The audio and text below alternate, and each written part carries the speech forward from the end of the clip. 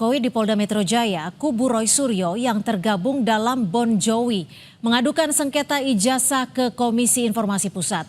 Pertanyaannya, apakah sidang sengketa ijazah di KIP akan jadi babak baru penyelesaian kasus ijazah? Atau justru upaya Roy Suryo CS mengulur-ulur waktu? Kita bahas bersama kuasa hukum Roy Suryo CS, sudah ada Ahmad Kozinudin dan juga Ketua DPP PSI Valdo Maldini. Selamat petang Mas Valdo, Bang Kozin, terima kasih sudah berbagi waktu di Kompas Petang. Selamat petang, Assalamualaikum. Ya Mas Valdo, ini saat ini kan Polda Metro Jaya masih menangani kasus fitnah ijazah Jokowi. Kalau di tengah jalan ada gugatan soal keterbukaan informasi publik atas ijazah Jokowi, menurut Anda, apakah kasus ijazah ini murni kasus soal hukum atau politis? Iya, makasih Mbak Cynthia. Pertama, PSI kan percaya penuh ya kepada lembaga negara, terutama penegak hukum. Ini berkali-kali kami tegaskan dalam menangani kasus apapun, termasuk perkara yang melibatkan Pak Roy. Karena itu penting untuk kita tegaskan, sudah saatnya kita berhenti menuduh seolah-olah ijazah yang dimiliki oleh Pak Jokowi itu palsu. Itu kan sudah diuji bertahun-tahun, tidak pernah terbukti, menguras tenaga kita saja, dan saya kira masyarakat juga udah mulai aware soal ini bahwa ini merupakan polemik yang tidak berkesudahan. Dan yang kedua, memang penetapan untuk Pak Roy memang bukan sesuatu yang sudah melewati prosedur gitu, pengumpulan alat bukti, gelar perkara, lain-lain gitu.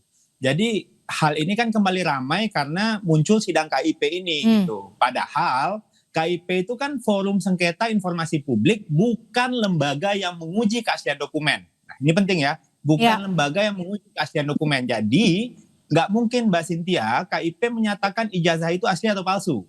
Jadi ini bisa memang ada giringan opini seolah-olah sidang KIP itu membuktikan kepalsuan. Padahal itu bukan kesimpulan hukum. Jadinya ini jadi narasi politik. PSI melihat ini adalah pola yang sama Mbak. Setiap kali isu ini jalan gitu loh. Karena ketika bukti nggak ditemukan, narasinya tuh dipindah lagi nih ke opini publik.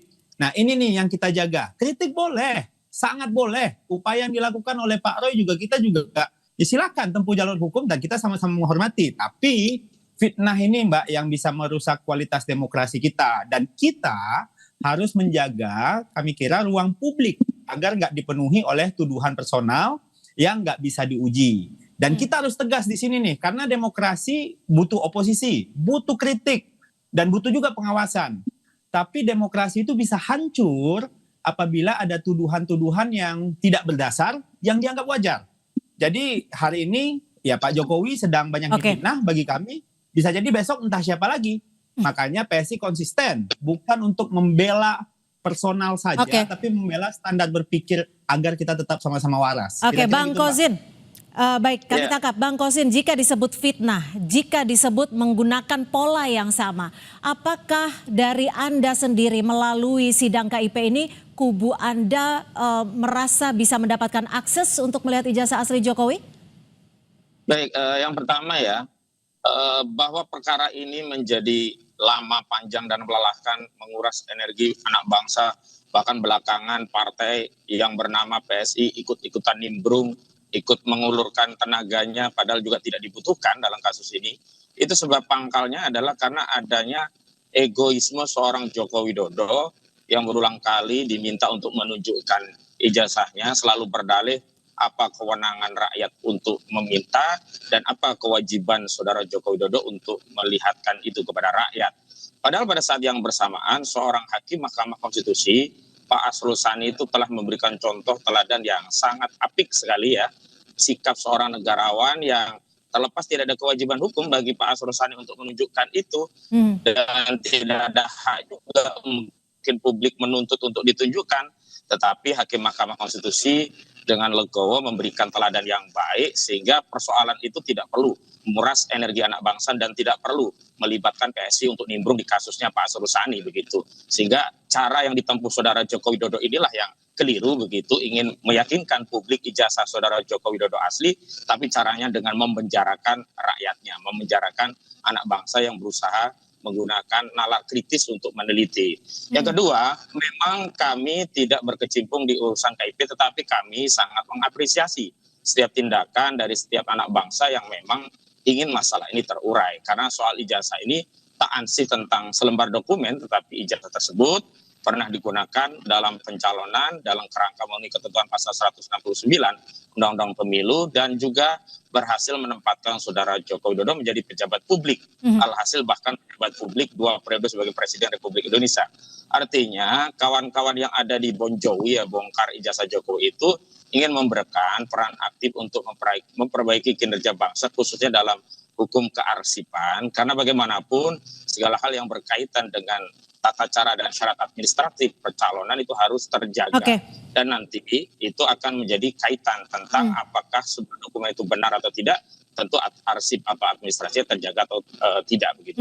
Dan teman-teman yang ada di KIP justru mengkonfirmasi menguatkan hasil penelitian klien kami ya sebagaimana disampaikan oleh Saudara Roy Suryo bahwa jasa tersebut 99,9% palsu atau meminjam ungkapan yang disampaikan oleh Risman Sianipar. Ya, tapi gini, saya ke Mas Waldo. Mas Waldo, jika disebutkan bahwa ini adalah ego Jokowi sehingga tidak membuka ijazah asli Jokowi dan juga ada sidang KIP yang sampai sekarang polisi juga maju mundur terkesan soal penahanan Roy Suryo CR. Apa tanggapan Anda? Tapi usai jeda, kita masih akan kembali membahasnya.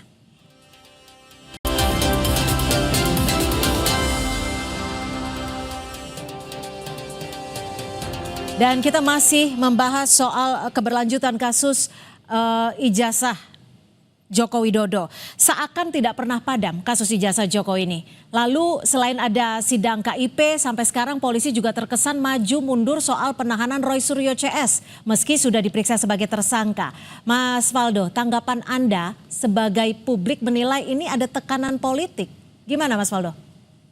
Ya, dari awal sikap kami jelas bahwa kita menghormati proses hukum, mempercayai aparat penegak hukum, dan menghormati siapapun yang berperkara di hukum Indonesia. Jadi siapapun ya kita tinggal tunggu proses hukumnya saja. Tapi yang ingin saya juga jawab adalah bahwa kita ini nggak bisa membiarkan Republik ini tersandera sama isu yang sama. Berkali-kali ini udah 11 tahun. Oke, jika memang isu ini sama, seakan tidak pernah padam, apakah memungkinkan agar ini segera usai, segera saja ditunjukkan? Seperti yang tadi disampaikan Bang Kosin, mungkin bisa mencontoh Arsul Sani.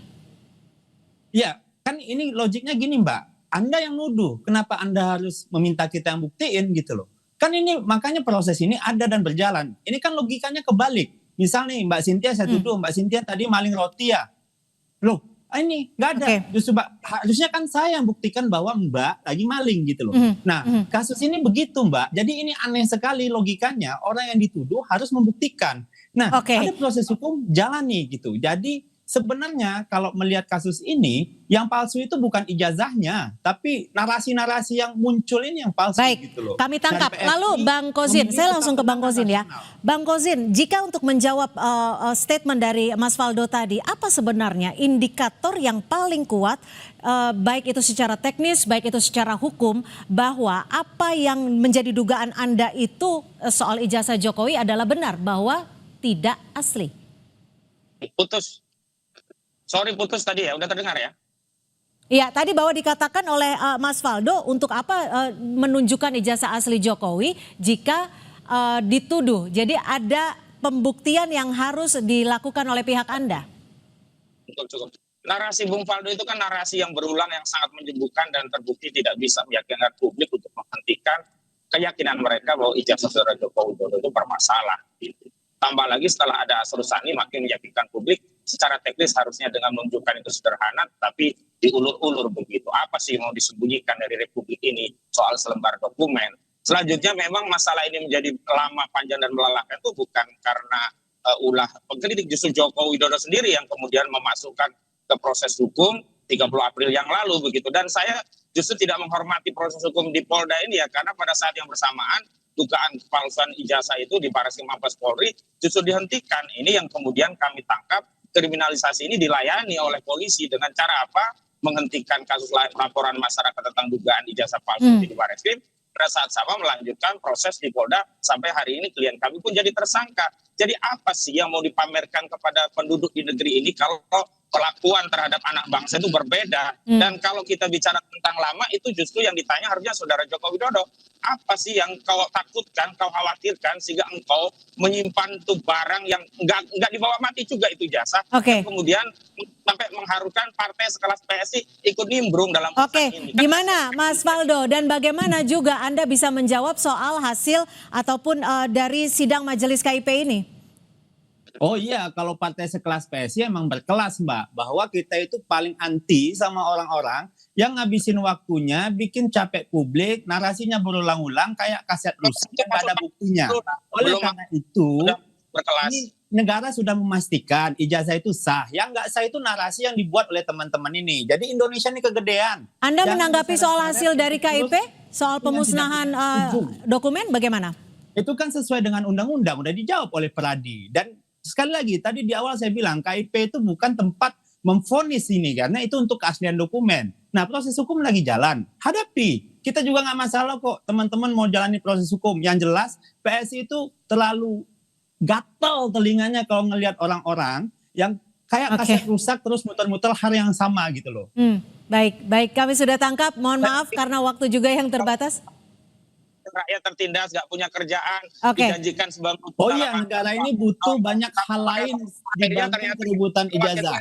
Jokowi. Jadi kelasnya PSI sekarang itu Baik, sudah tidak bisa. baik kami tangkap waktu juga yang harus mengakhiri diskusi kita. Kita akan lanjutkan lagi nanti di sesi lain waktu. Terima kasih Bang Kozinudin, terima kasih Mas Faldo Maldini sudah berbagi perspektif di Kompas Petang. Selamat sore.